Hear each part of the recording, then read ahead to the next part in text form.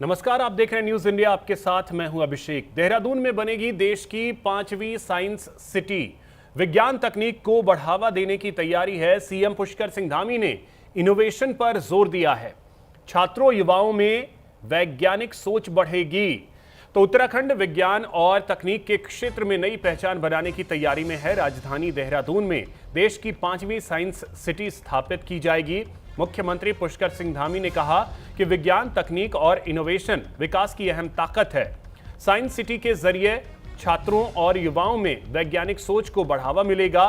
साथ ही प्रदेश के सभी जिलों में साइंस सेंटर स्थापित करने की योजना पर भी काम किया जा रहा है।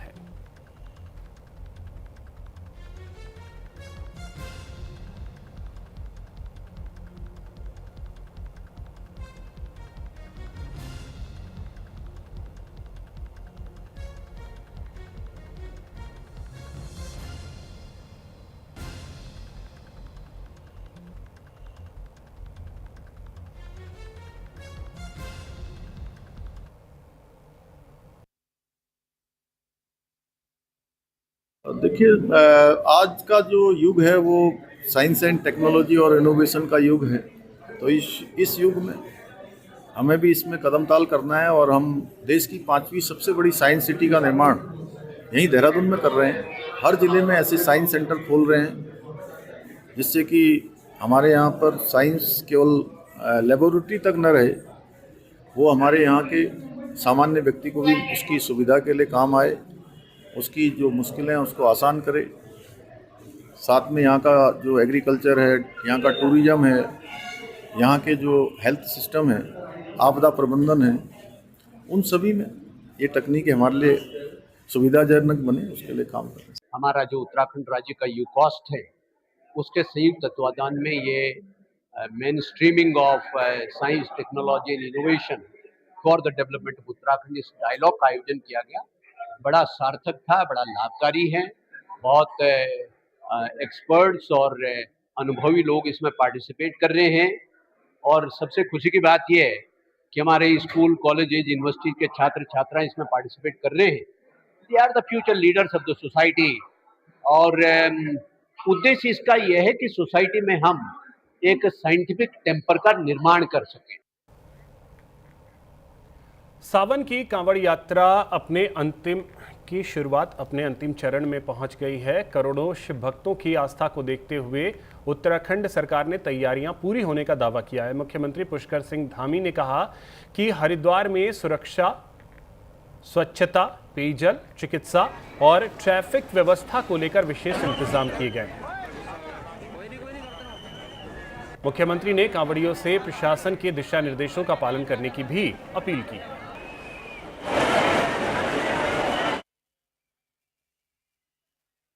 शिवभक्त कांवड़ियों का हम देवभूमि उत्तराखंड में मां गंगा के स्थान पर हरिद्वार, ऋषिकेश में स्वागत करेंगे। सभी व्यवस्थाओं के लिए मैंने स्वयं भी बैठक करी है। अच्छा, उनके जल भरने का स्थान हो, घाटों की व्यवस्था अच्छी हो, स्वच्छता अच्छी हो, आवास व्यवस्था अच्छी हो, परिवहन अच्छा हो, सुरक्षा की व्यवस्था हो। कोई हमारे जल पुलिस को भी तैनात किया है, ट्रैफिक की व्यवस्था को भी अलग अलग रूटों पर डाइवर्ट किया गया है, किसी को असुविधा न हो। साथ में मैं ये भी सभी से कहूँगा कि यात्रा के जो नियम है उन नियमों का पालन करें। आपकी यात्रा सुखद हो, सुरक्षित हो, इसके सभी प्रयास हमने किए हैं। आपकी यात्रा जहां आपके लिए अच्छी हो, वहीं अन्य लोगों को भी आपका सहयोग मिलेगा। तो सफल तरीके से और शांतिपूर्ण तरीके से भगवान की जो मंगल कामना है वो आपको पूरी तरह से फलदायी होगी। मैं सभी का स्वागत करते हुए सबको शुभकामनाएं देता हूँ। संत शिरोमणि गुरु रविदास जी की 650वीं जयंती के अवसर पर उत्तराखंड में समरसता यात्रा की शुरुआत होने जा रही है। 29 जुलाई को वाराणसी से पवित्र कलश उत्तराखंड लाया जाएगा, जबकि 30 जुलाई को हरिद्वार में मुख्यमंत्री पुष्कर सिंह धामी खुद कलश का स्वागत करेंगे।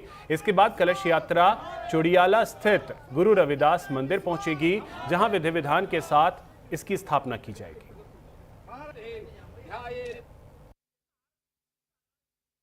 गुरु पूर्णिमा के दिन भारतीय जनता पार्टी उत्तराखंड का एक दल हमारे कैबिनेट मंत्री खजानदास जी के नेतृत्व में मैं उसमें खुद शरीक रहूंगा।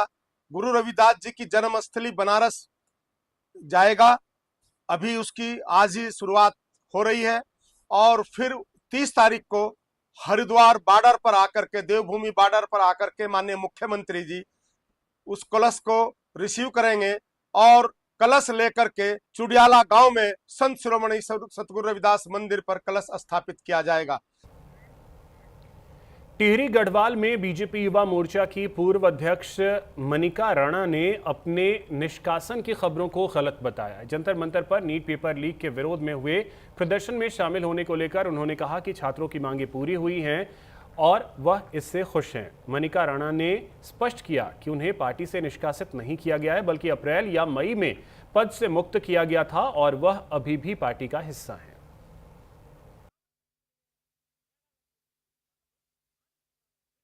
जंतर मंतर में जैसा कि आपको पता ही होगा, अभी प्रोटेस्ट चल रहा था जो नीट पेपर लीक था उस स्कैम के लिए, और जिन विद्यार्थियों ने अपनी जान गंवाई है उनके लिए जो मांगे रखी गई थी, तो मैं उस प्रोटेस्ट पे शामिल होने ही जंतर मंतर गई। ये बहुत बड़ी विफलता है कि हम इस सदी में आकर भी, क्योंकि हम वो देश रहे हैं जिन्होंने विश्व को नालंदा और तक्षशिला से परिचय करवाया, लेकिन आज के समय में भी जब बच्चा अपने इतने साल लगाकर मेहनत करता है फिर भी पेपर लीक हो जाते हैं और करियर एक तरह से दांव पर लग जाता है, फिर वो कहीं ना कहीं मजबूर हो जाता है अपनी जान देने पर। तो ये बहुत ही हमारी ही विफलता है एक तरह से कहा जाए। अखिल भारतीय अखाड़ा परिषद को लेकर संत समाज के भीतर चल रहा विवाद अब और गहराता नजर आ रहा है, जहां परिषद के एक गुट के अध्यक्ष महंत रविंद्र पुरी ने अपने खिलाफ साजिश रचे जाने और जान से मारने की धमकी मिलने का दावा किया है। हरिद्वार में मीडिया से बातचीत के दौरान उन्होंने आरोप लगाया कि प्रयागराज में उनके खिलाफ आयोजित प्रेस कॉन्फ्रेंस और उसके बाद सोशल मीडिया पर सामने आई कथित धमकियों को गंभीरता से लिया जाना चाहिए। उन्होंने महानिर्वाणी अखाड़े से जुड़े एक पदाधिकारी पर उनके खिलाफ षड्यंत्र रचने का आरोप भी लगाया। रविंद्र पुरी ने कहा कि पूरे मामले में वह कानूनी कार्रवाई करेंगे और संबंधित एजेंसियों के समक्ष भी अपनी बात रखेंगे। फिलहाल इन आरोपों पर दूसरे पक्ष की प्रतिक्रिया सामने नहीं आई है। आज अखबारों में आ रहा है कि रविंद्र पुरी की हत्या होगी, और मुझे शंका इसलिए होती है, जिस टाइम कल पोस्ट किया गया था उसी टाइम इन लोगों ने मेरे खिलाफ प्रयागराज में पीसी रखी हुई थी। उसमें रविंद्र पुरी जी के गुरु भाई यमुनापुरी जी, दुर्गादास जी महाराज, जगतार मुनि जी एवं इनके ग्रुप के जितने भी साधु संत है वहां उपस्थित है, और मेरे खिलाफ वहां बहुत गलत आरोप लगाए गए। मेरे खिलाफ बहुत गंदी भाषा का प्रयोग किया गया मेरे और हरिगिरी जी महाराज के खिलाफ। उन्होंने कहा हमने इनको हटा दिया, हमने ये किया, मारेंगे इनको, ये करेंगे, दुर्गादास महाराज जी ने कहा। और हम दुर्गादास महाराज जी को बूढ़े हैं, सम्मान करना चाहते हैं, लेकिन मैं ये कहना चाहूंगा मैं मोहनदास नहीं हूँ।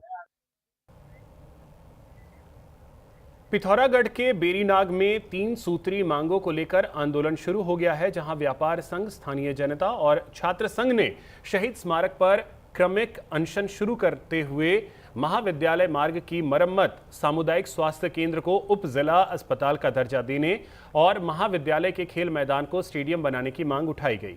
आंदोलनकारियों ने चेतावनी दी है कि मांगें पूरी होने तक उनका प्रदर्शन जारी रहेगा।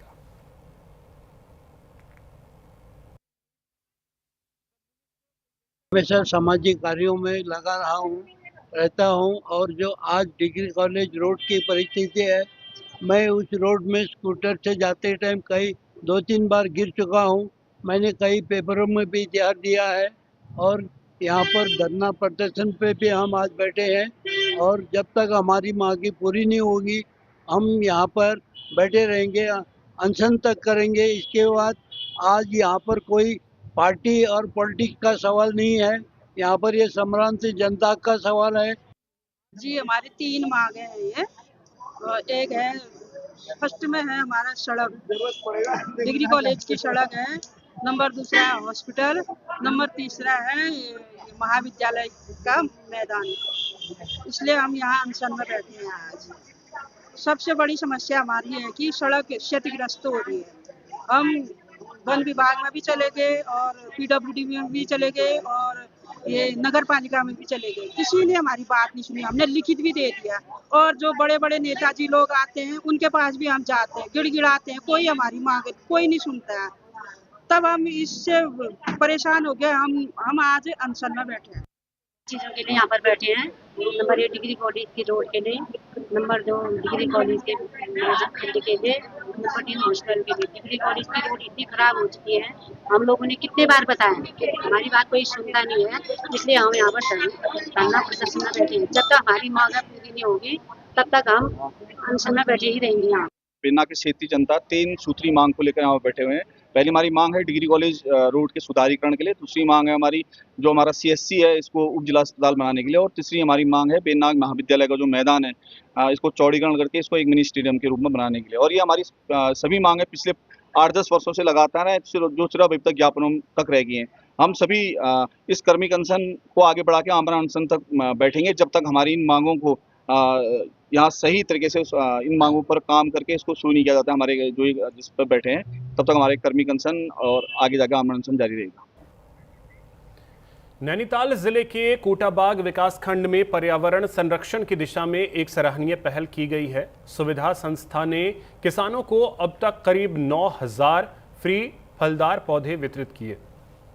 संस्था का उद्देश्य हरित विकास को बढ़ावा देना और किसानों की आय बढ़ाने के साथ पर्यावरण संरक्षण को मजबूती देना है। ग्रामीणों ने भी पौधों की देखभाल और संरक्षण का संकल्प लिया। बांटे जा रहे हैं अभी, जिसमें हमने अमोठा, बागिनी और रियाड़, तल्ला रियाड़, मल्ला रियाड़ और जो नीचे बजनिया, हल्दू, पतिलिया कई जगह हम पौधे वितरण कर रहे हैं आजकल। कितने पौधे अभी तक सस्ता धारा जो कोटाबाग ब्लॉक में है कम से कम 12-13 हज़ार पौधे हम बांट चुके हैं कोटाबाग ब्लॉक में।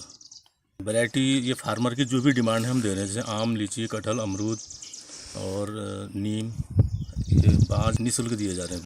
हमारी ग्राम सभा रियाड़ में सुविधा संस्था द्वारा लगभग अभी 7000 पेड़ दिए जा चुके हैं, जिसमें हमारे पास बांज एक पेड़ जो बहुत क्लाइमेट चेंज करने के लिए बहुत ठंडा क्लाइमेट करता है, वो पेड़ हमने इस बार लगा रहे हैं। हमें आम्रपाली आम दिया गया है, कागजी नींबू दिए गए हैं, माल्टा दिया गया हुआ है, तेज़पात दिया गया हुआ है, रिठा दिया गया हुआ है, आंवला दिया गया हुआ है, अनेक वैरायटी इन्होंने दी है। मैं सुविधा संस्था का बहुत बहुत धन्यवाद अदा करता हूँ कि इतनी भारी मात्रा में यहाँ पर हमें वृक्ष उपलब्ध कराए। और मैंने ग्रामवासियों से भी कहा है कि इन पेड़ों को बड़ी सुरक्षा के साथ लगाएंगे और इसकी अवेयरनेस भी समय समय पर सुविधा संस्था द्वारा या ग्राम पंचायत द्वारा की जाएगी, जिससे पेड़ सुरक्षित।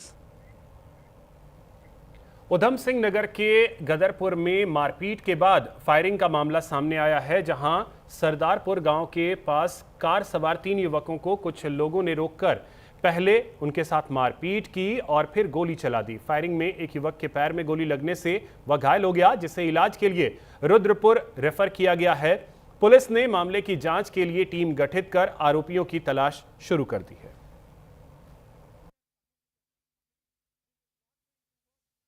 सूचना प्राप्त होती है कि सरदार नगर एरिया में एक फायरिंग की सूचना है। तत्काल ही पुलिस मौके पर पहुंचती है। घटनास्थल पर जाके पता चलता है कि एक व्यक्ति जिसका नाम गगन है, उसके पैरों पे गोली लगी है। उसकी कंडीशन को देखते हुए उसको तत्काल ही हायर सेंटर रुद्रपुर के लिए भेज दिया जाता है। इस पूरी कार्रवाई के लिए एक टीम का गठन किया गया है जो इनकी शिनाख्त करेगी और बहुत ही जल्दी इनकी गिरफ्तारी की जाएगी। उधम सिंह नगर के जसपुर में किसानों को बड़ी सौगात मिली है। क्षेत्र में प्रदेश की दूसरी बीज परीक्षण प्रयोगशाला का शुभारंभ किया गया है। अब किसानों को बीज की गुणवत्ता, शुद्धता, नमी और अंकुरण क्षमता की जांच के लिए दूसरे शहरों का रुख नहीं करना पड़ेगा।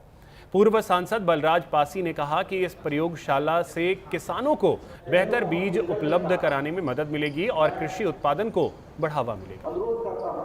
पुनीत कार्य के लिए जसपुर इस नगरी को चुना।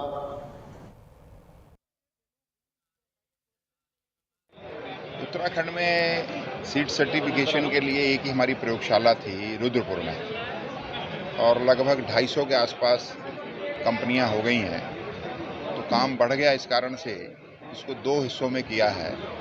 लगभग जो है 128-130 कंपनियां जो हैं वो यहाँ अपना जो है सर्टिफाई कराने के लिए जसपुर हमने लैब बनाई है ये, और इसका लाभ पूरे क्षेत्र के किसानों को भी होगा और यहाँ जो सीड का जो लोग काम करते हैं प्लांट्स वाले क्योंकि वो किसानों से गेहूँ खरीदते हैं तो किसानों को लाभ होता ही है, ताकि वो समय पर उनका बीज जो है जहाँ वो भेजना चाहते हैं पहुँच सके, उनकी टेस्टिंग में लेट ना हो, इसलिए ये कोशिश हो।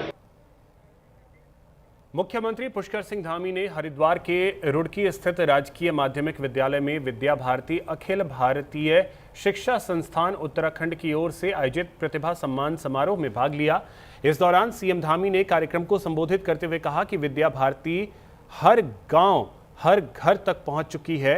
विद्या भारती ने हमारे विचारों को राज्य के हर कोने तक पहुंचाया है। मैं इन संगठनों से जुड़ा रहा हूं, इसलिए मुझे पता है कि मुश्किल समय में विद्या भारती किस तरीके से आगे बढ़ रही है। विद्या भारती गांव-गांव और घर-घर तक पहुंचा है। हमारे विचारों को ले जाने का काम भी विद्या भारती के माध्यम से पूरे राज्य के अंदर हुआ है।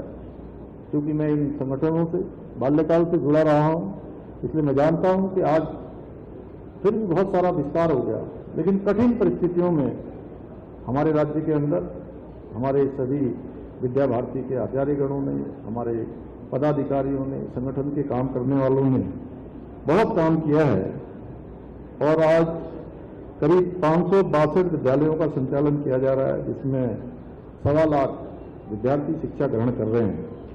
मैं इस अवसर पर, आज के इस विशेष अवसर पर देश के भविष्य निर्माण में 7 दशक से भी अधिक समय तक काम करने वाले अखिल भारतीय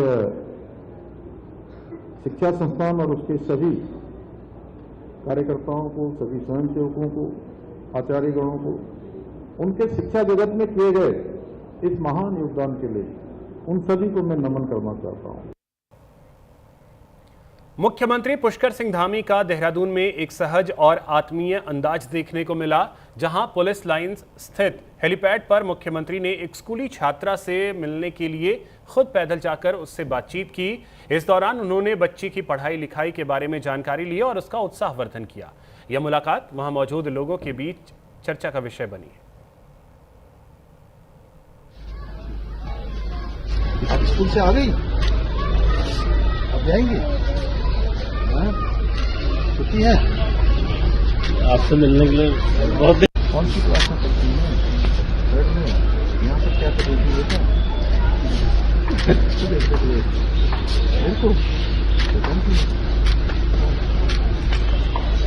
क्या नाम है, जोर से बताओ। श्री पुष्कर सिंह धामी।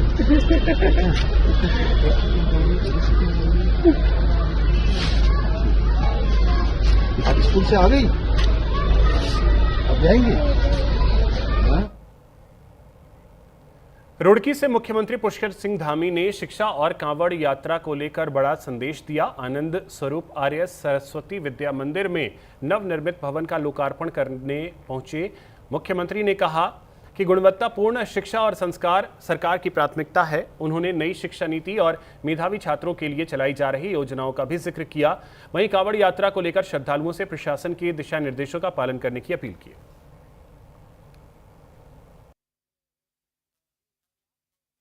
बहुत अच्छा रिजल्ट हमारे सरस्वती शिशु मंदिर और विद्या मंदिर के भैया बहनों ने, हमारे छात्रों ने, छात्राओं ने कक्षा 10वीं हाई स्कूल और इंटरमीडिएट में 35% और 37% का जो कुल विद्यार्थियों की संख्या है उसके आधार पर जो मेरिट है उस मेरिट में स्थान प्राप्त किया है।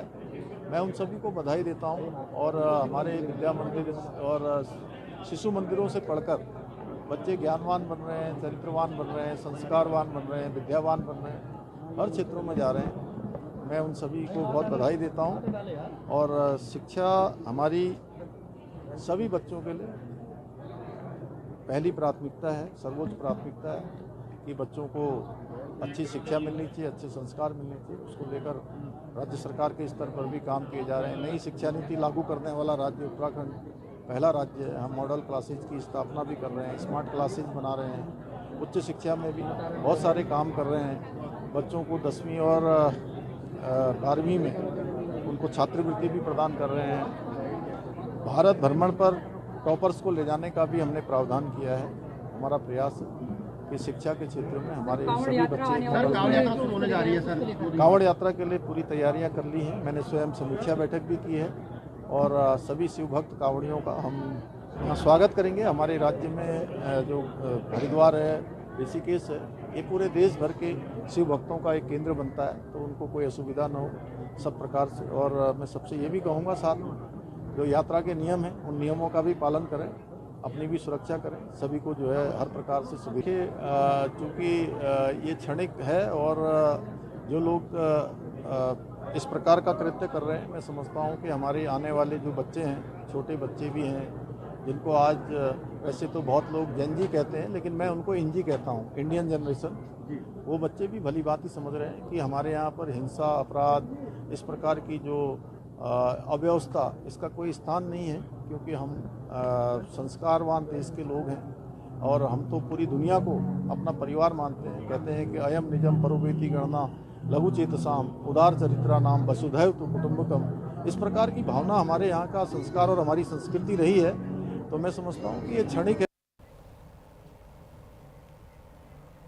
हरिद्वार में श्रावण कांवड़ मेला 2026 को देखते हुए जिला प्रशासन ने बड़ा फैसला लिया है। कांवड़ यात्रियों की भारी भीड़ के मद्देनजर 30 जुलाई से 11 अगस्त तक जिले के सभी स्कूल, कॉलेज, तकनीकी संस्थान और आंगनबाड़ी केंद्र बंद रहेंगे।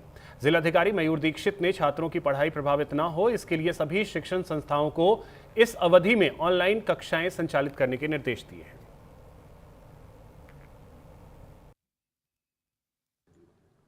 देखिए, कांवड़ यात्रा 30 तारीख से शुरू हो रही है और अभी एक्चुअली हम देख रहे हैं कि काफ़ी संख्या में श्रद्धालु ऑलरेडी हरिद्वार आ रहे हैं। पूर्व में भी देखा गया था कि गाड़ियों के मूवमेंट को लेकर, स्कूलों में और बसों के मूवमेंट को लेकर कुछ समस्याएं थी, तो इस बार 30 तारीख से ही छुट्टियां घोषित कर दी गई हैं।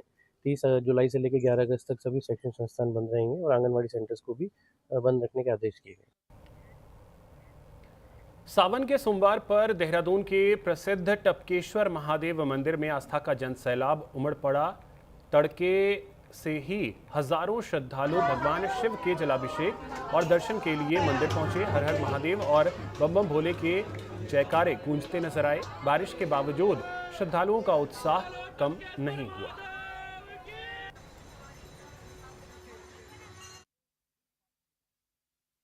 ऐसा सावन मास ये भगवान शिव का अति प्रिय मास है और ये प्रिय मास में भगवान शंकर अति प्रसन्न मुद्रा में अपने आसन पे बैठे हुए होते हैं और उस दौरान जो भी भक्त शिवालय में जाता है, अपने श्रद्धा पुष्प अर्पण करता है, टपकेश्वर आता है, भगवान टपकेश्वर महाराज को जल अर्पण करता है।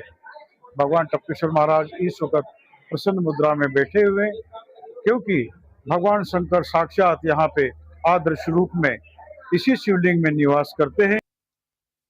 सावन का महीना चल रहा है और सोमवार का दिन है। ऐसे में जो श्रद्धालु हैं बड़े दूर दराज क्षेत्रों से भगवान शिव के दर्शनों के लिए टपकेश्वर मंदिर पहुंचे हैं और इस वक्त आप देख सकते हैं हमारे साथ यहाँ पर कितने जो कतारें हैं, लंबी लंबी कतारों में लोग सुबह सवेरे से ही यहाँ मंदिर में भगवान शिव के दर्शनों के लिए यहाँ पहुंचे हैं। और आइए कुछ और भी यहाँ पर जो लोग हैं इनसे जानते हैं कि किस तरीके से जो है भगवान शिव मनोकामना पूरी करते हैं। क्या नाम आपका? तनीषा। आप यहाँ मंदिर दर्शन के लिए आए हैं, भगवान शिव हाँ जी, पूरी होती है, मैंने सुना है, इसलिए तो मैं आई हूँ। आज मेरा व्रत भी है, बाकी आप से पूछ सकते हो। सावन माह में ये बहुत अच्छा अवसर है कि हमें टपकेश्वर मंदिर आने का मौका मिला। हम बहुत खुशनसीब समझते हैं आपको। यहाँ पर कतारों में लंबी लंबी कतारें लगी हैं और सड़कों से लेकर पूरे बाजार में दुकानें सज चुकी हैं और ऐसे में भक्ति भाव और आस्था का ये पूरा मिश्रण यहाँ देखा जा रहा है। और भी कई लोग यहाँ खड़े मंदिर आ रखे हैं। हाँ, मंदिर आ रखे हैं। यहाँ पे आके हम लोगों को बहुत अच्छा लगता है। टपकेश्वर महाराज मंदिर उत्तराखंड में है, हम लोग यहाँ पे हर साल आते हैं घूमने के लिए। भक्ति भाव का जो मिश्रण यहाँ देखा जा रहा है, भगवान शिव के प्रति जो आस्था, जो लोगों के जो मन में जो भाव है उसको लेकर आप ये लंबी लंबी कतारें देख सकते हैं। और सावन के महीने में आज सोमवार है, तो सोमवार को लेकर भगवान शिव के दर्शनों के लिए जो श्रद्धालु लोग हैं बड़े दूर दराज क्षेत्रों से यहाँ पहुंचे हैं। हजारों की तादाद में यहाँ पर जो है लोग पहुंचे हुए हैं और कई कतारों में लोग यहाँ लाइन में खड़े हैं। बाजार भी बड़ी रौनक इस टाइम छा रखी है। कहते हैं कि बेलपत्री हो और जल से भगवान शिव को जलाभिषेक करने से हर मनोकामना पूर्ण होती है। देहरादून से अमित रावत, न्यूज इंडिया। उत्तराखंड सरकार के कैबिनेट मंत्री प्रदीप बत्रा काशीपुर पहुंचे, जहां नगर निगम परिसर में आयोजित सरकार जनता के द्वार कार्यक्रम में उन्होंने विभिन्न विकास योजनाओं का शिलान्यास और लोकार्पण किया। इस दौरान जनप्रतिनिधि, प्रशासनिक अधिकारी और बड़ी संख्या में स्थानीय नागरिक मौजूद रहे। कार्यक्रम के बाद कैबिनेट मंत्री ने जेल रोड स्थित निर्माणाधीन हाईटेक बहुमंजिला पार्किंग का निरीक्षण किया, निर्माण कार्यों की प्रगति का जायजा लिया और अधिकारियों को आवश्यक दिशा निर्देश दिए। इसके बाद मंत्री प्रदीप बत्रा गोविशान होटल में उत्तरांचल पंजाबी महासभा की ओर से आयोजित स्वागत और सम्मान समारोह में शामिल हुए।